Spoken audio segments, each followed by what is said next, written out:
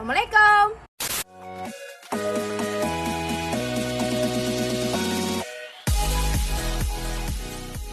Sekarang lagi on the way menuju narasumber disupirin Kak Min episode kedua.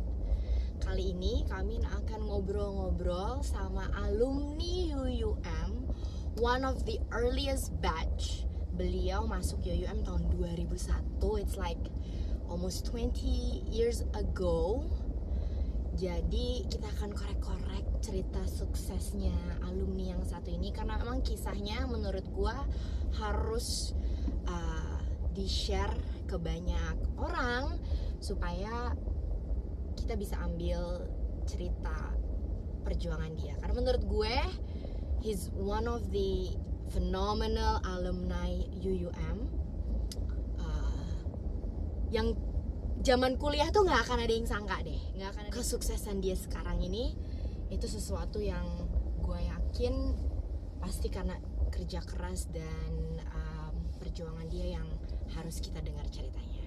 Udah janjian sih, mudah-mudahan dia belum kemana-mana ya, karena orangnya sibuk. Akhirnya dah bang. parah. Ketemu juga. Apa kabar bang? Udah siap disupirin Kak Min? Yaudah. Tapi gue mau naik mobil yang putih dong. Jangan mobil gue. Yuk, boleh kan? Ayo, let's go. Ngerasain juga gue naik mobil bagus bang. Lebay. Sumpah. Ini gue norak momen kali ya. Ini pertama kali gue naik mobil gede kayak gini nih bang nih. Tapi jangan tipu lu, naik bus aja lu. Bus kan mobil gede. Mobil gede mas, bener. Bang, tadi gue udah sedikit intro bahwa lo nih salah satu alumni fenomenal yang pengen gue interview dari jauh-jauh hari. Karena jujur bang, kita kan sempat bareng ya. Lo tahun terakhir, gue baru masuk tuh bang ya. Jadi gue denger lah kisah-kisah lo di UUM tuh beredar bang nih. Dan terus tiba-tiba ngelihat lo sekarang dengan Alhamdulillah rezeki anak soleh. Terus dia langsung, mohon maaf Bapak Rangga itu di gunung mana bertapa ya? Itu sukses banget nih bang ya. Mia rajin sama tuh ya. What? Dia sekarang sudah menjabat sebagai Head of Business Development di Philips Electric. Tahu dong Philips ya kan? Ya, lebay. Enggak, beneran, itu beneran. And umur dia baru, lo kelahiran berapa bang? 27 gue sekarang. 36 ya? Berarti lo kelahiran 83 kan? 83. Like in the age of 36, dia udah jadi Head of Business Development di perusahaan besar, multinational companies, dan lo lulusan UUM. Bangga sih gue. Bukan lulusan terbaik. Bangga sih gue. Nah itu mau gue korek.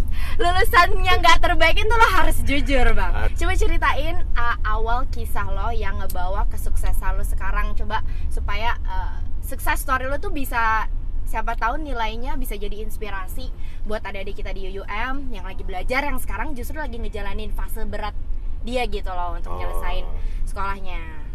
Ya sebenarnya ya kalau ceritain itu sih benar. Jadi lulusnya 8 semester, alhamdulillah. Harusnya jurusan lo berapa semester emangnya bang? Ya rata-rata 6 ya. Waktu itu gue lulus bareng sama angkatan gue yang juga lulus S2. Oke. Oh, jadi gue lulus S1. Tuh, temen seangkatan gue lulus S2 di kampus yang sama.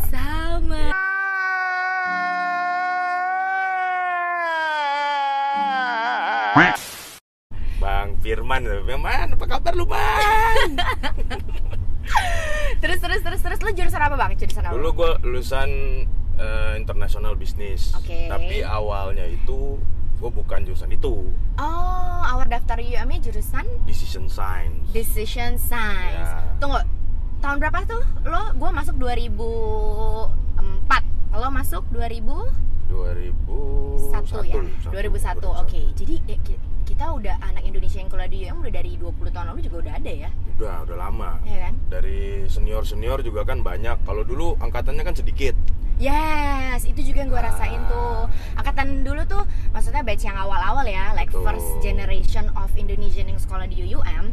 Satu angkatannya tuh paling 10, 20 gitu ya, nggak banyak. Angkatan gue waktu itu cuma 8. Oke. Cuman dulu jadinya kita nggak punya pilihan ya, maksudnya ya udah kita main bareng-bareng semuanya, mau angkatan tua mau angkatan muda main bareng-bareng. Solid ya. Jadi seru ya. Seru. Dengan semua kesuksesan lo sekarang ya, mobil lo, rumah lo, gitu kan, gila. jabatan lo itu sombong amat. Tapi terus kok kayak contrasting story sama pengalaman kuliah lu dulu, kayak nggak ada yang nyangka bang, jujur bang. Sumpah semua yang pernah tahu Bapak Rangga kayak yang bener loh.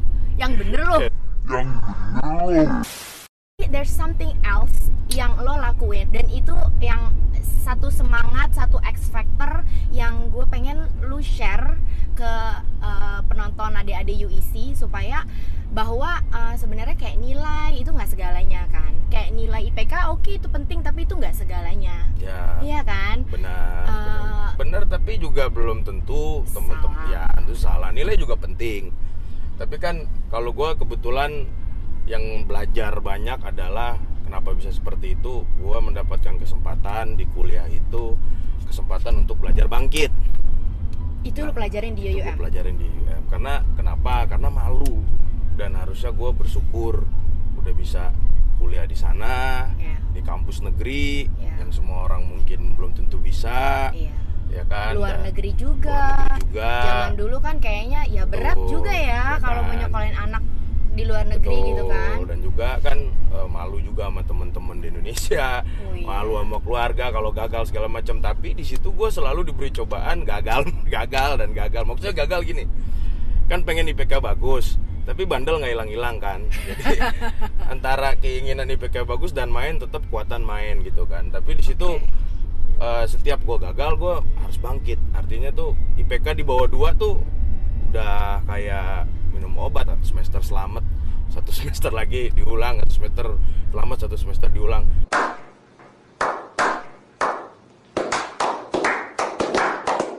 Nah itu yang gue belajar, bahwa kitanya harus percaya diri dan harus bisa gitu. Jadi bangkit untuk bisa lulus dan lulus lagi, jatuh lagi, coba lagi, jatuh lagi, coba lagi. Stop it. Get some help. Ya karena memang kalau dibilang kampusnya beda sama di Indonesia, jelas saat itu kaget lah, nyontek susah banget. Oh iya, ya kan? Iya. Ya sekalinya nyontek gak worth it, ketahuan dikeluarin. Buat akhirnya, apa gitu? Walaupun mau nggak mau belajar dan berapapun IPK gue bangga. Kenapa? Karena itulah kemampuan gue dan usaha gue. Iya. Gitu. Jadi ya itulah. Kenapa? Perjuangan lo menghadapi tantangan akademis itu, ada nggak yang hal-hal lucu nih yang jadi kenangan lo sekarang? Ada. Di bidang perjuangan lo untuk kayak survive semester ini supaya lo nggak di DO dengan nilai lo yang pas-pasan itu? Ada. Apa sih bang? Cerita dong. Jadi itu di sana juga harus kreatif. Oke. Misalnya? Itu juga kan nanti diperlukan di dunia kerja kan. Right. Surviving skill, beradaptasi, ya kan. Yeah. Kan ada beberapa mata kuliah itu yang sebenarnya adalah cukup sulit. Contoh kayak undang-undang kan, law, bisnis law, international law, segala macam. Wah gila sih, nggak tahu kalau sekarang ya. Cuman kalau dulu masih ya, buku yang tebal-tebal itu kan. Dan ngafalin kan. Ada fakta-fakta tanggal apa segala. Why are you crying? Itu kan 4 kali ngulang gitu kan. 4 kali ngulang. Terakhir juga mungkin kasihan kali ya ngasih gue nilai biar lulus di semester terakhir. Ya tapi di situ balik lagi kan, wah ini ternyata membuat gue akhirnya jadi tahan banting. Nice. Ya. Berarti tahan banting, hardworking, yang lu bilang jatuh bangkit, jatuh bangkit. Rasa malu kalau lo gagal, pulang membawa kegagalan, betul. Itu yang bikin sukses lo hari ini. Menurut gue itu Alphard lo hari ini. Buset, disebut gila. Mercy lo yang parkir di rumah. Agak lah. Motor Lambretta. Aduh. Smart. Lagi. Emang apa sih nggak boleh? Sombong amat. Agak. Dirjen pajak jangan ditagih. Waduh, mati. Tapi maksud gua, ya bener, hal itu yang kayak nggak ada sekolahnya, dan lu belajarnya dengan cara yang paling susah. Lu terjun langsung dilempar ke medannya, dan lu harus belajar itu sendiri gitu. Orang sukses itu harus hijrah kan. Jadi harus belajar, harus keluar dari comfort zone-nya, jauh dari orang-orang yang pasti akan bantu kita, sehingga kita bisa percaya diri, berdiri di kaki sendiri. Waktu itu, zaman itu, kebetulan aja nih ya, gue senengnya main sama orang-orang yang berduit. Kan sebagai orang ingin merasakan kan, ingin tahu, ingin seperti dia segala macam. Mereka mungkin mempunyai suatu suatu kemudahan, misalnya setiap akhir semester jalan-jalan kemana, rame-rame segala macam. Kan kita harus mikir tuh, gimana nih kalau bisa ikut. Nah, akhirnya kan ya udah, lu cari jalan jualan gitu kan. Lu pernah jualan Wah, kan? pernah banget. Gue pinjem tuh ya motor, ada teman asrama gue, orang Malaysia. Gue bilang sama dia, gue penuhin bensin lu. So gue pinjem motornya, gue penuhin bensinnya, dikasih dong sama dia. Gue bawa tuh motor Bonsiu tua tuh, jalan Agren kalau sekarang nih. Bawa kan, jalan sampai ke perbatasan. Bukit Kayu Hitam, di situ nanti ada perbatasan, itu duty free. Iya. Nah, situ kita bisa beli rokok, makanan segala macam lah, lebih murah. Nah, gue beli rokok yang banyak di situ. Duit sebulan gue habisin beli rokok, gue bawa pulang sampai ke kampus. Nah, gue jualan. Si Itu rokok yang lu beli itu kayak lu Betul. jualan ketengan berarti. Ketengan, batangan. Jangan dicontoh ya. Jualannya mungkin bisa yang lain, tapi yang harus dicontoh, yang gue suka dari cerita lo adalah semangat juang lo dengan segala keterbatasan yang lo hadepin pada saat itu, baik mungkin finansial dan tantangan sekolah yang cara belajarnya susah. Betul. Tapi itulah justru yang ngebuat lo bisa ngadepin kerasnya dunia pekerjaan sekarang. Jauh lebih keras. Kayak hidup susah zaman kuliah, ngadepin dosen yang pelit nilai zaman kuliah, itu udah nothing. Biasa itu. Biasa ya kan, Biasa. dibandingin politik kantor Iyalah. tiba-tiba jabatan apalah segala gitu ya, Iyalah. yang bikin finansial kita naik turun. Betul. Ya. Gue suka yang tadi lu bilang bahwa orang untuk maju harus hijrah. Betul. Dan gue rasa hijrah lo ke Malaysia, ke University Utara Malaysia yang pada saat itu 20 tahun lalu itu belum kayak sekarang. Ya kan? Belum. Ya kan, kayak ya jauh lah fasilitas.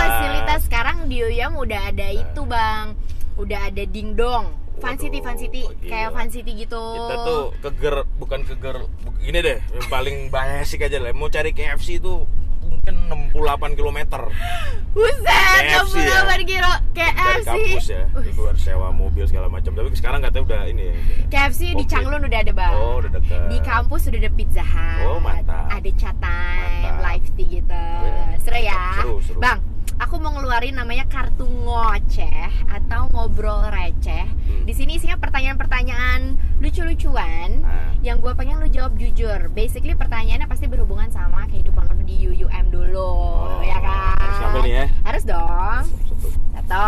Apa tuh pertanyaannya? Yang bacain deh. Makanan paling favorit di UUM yang nggak ada di sini.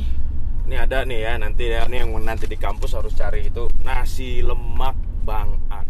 Gue saking kangennya kan waktu itu pernah kerja di Pineng kan. Oh iya. Kangen nih gue sama masakannya Bang An. Gue pakai mobil makan tuh subuh ke situ makan, kaget tuh si Bang An kan, udah ketemu ngobrol malam-malam aku. Udah makan balik lagi.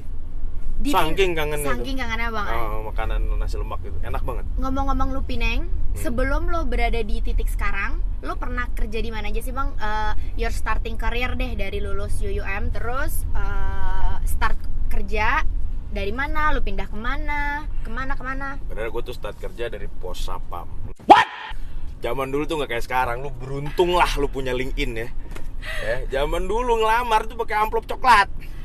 Gila. Ke kantor pos tuh ya. Terus sapam tuh datang ya, sogok dulu gudang garam kan ya, 4-3 batang Bang. Tolong nih Bang, mau ngasih lowongan kemana segala macam. Baca koran Kompas ya hari Sabtu Minggu, clipping, Lo masih ngelewatin fase itu? masih Oh banget. my God. Clipping gitu kan, masukin. Wah ini ada lowongan, kita kirim, tunggu telepon, deg-degan di rumah kan, ditelepon gak nih, ya kan, ditelepon, syukuran tuh satu keluarga tuh kalau ada yang telepon tuh, padahal cuma dipanggil interview. Belum tentu diterima.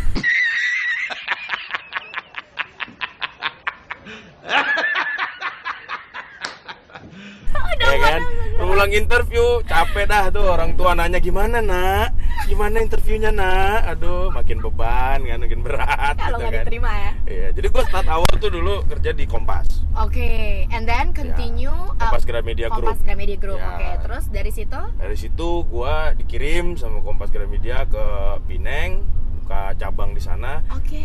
Terus gue pindah ke Dell di Pineng. Jadi dari Kompas Gramedia lu MT ya, MT, manajemen trainee ya manajemen pada trainee. saat itu.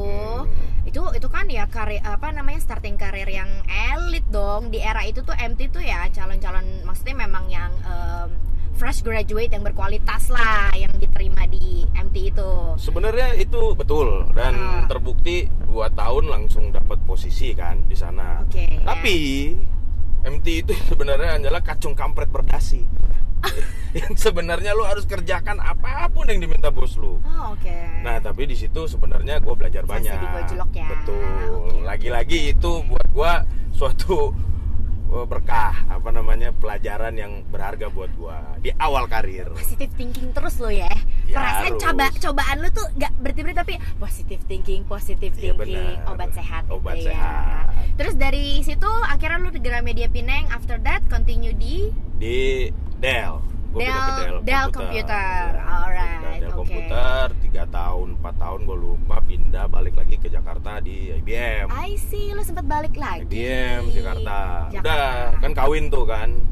Dari IBM ya udah balik lagi, pindah lagi ke Dell di Jakarta. Balik lagi Dell. Habis dari Sampai situ 8 tahun lah, 7-8 tahun baru sekarang di Philips. sekarang di Philips. Ya.